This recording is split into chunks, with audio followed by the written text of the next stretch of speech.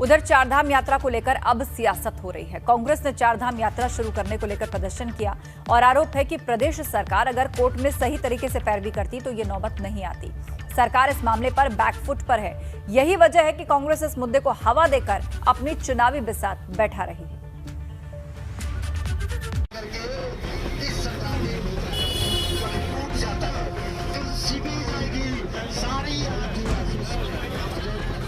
देहरादून में कांग्रेस का ये प्रदर्शन चारधाम यात्रा शुरू करने को लेकर कांग्रेस प्रदेश अध्यक्ष गणेश घोटियाल के नेतृत्व में कांग्रेस कार्यकर्ता सड़क पर उतर आए और प्रदर्शन किया।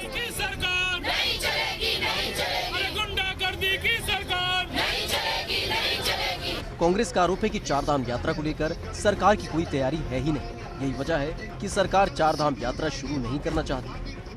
ये बड़े दुर्भाग्य का विषय है कि जिस मद से हमारे पूरे आंध्र प्रदेश का पालन होता है यात्रा पर, वो यात्रा पिछले 2 वर्षों से कोविड के कारण बंद की हुई थी।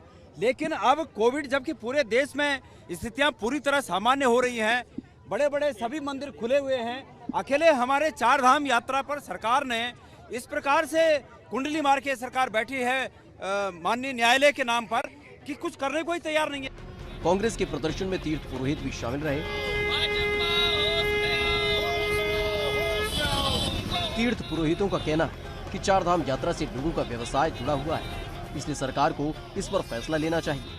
चारधाम यात्रा प्रारंभ नहीं करी है और जो हमारे धर्म के ध्वजक हैं ब्रह्म समाज, वहां के हक हकूकधारी, उनकी आर्थिकी बिल्कुल ध्वस्त हो चुकी है। पिछले 2 वर्षों से लगातार हम लोग सड़कों पे आंदोलन कर रहे हैं और आंदोलन की परिणति ये हुई कि आज तक हम लोग केवल आश्वासन के अधिकारी रहे हैं। गणेश घोटियाल ने सरकार पर यह भी आरोप लगाया कि यात्रा खोलने को लेकर कोर्ट में ठीक ढंग से पैरवी नहीं की गई। सब हाथ पर हाथ धरे बैठे हुए हैं और हम इस तरह अपने भाइयों के दुख को नहीं देख सकते हैं।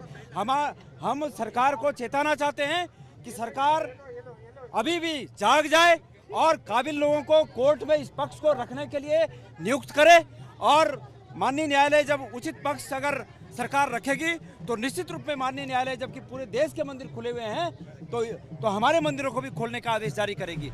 कोरोना की वजह से इस बार चारधाम यात्रा शुरू नहीं हो पाई। हाईकोर्ट से भी सरकार को फटकार लगी थी, जिसके बाद हाईकोर्ट ने चारधाम यात्रा पर रोक लगा दी। मगर अब सरकार कह रही है कि वो हाईकोर्ट में पूरी पैरवी करेगी जिससे यात्रा शुरू हो सके। एबीपी गंगा के लिए देहरादून से रवि केंतुरा की रिपोर्ट।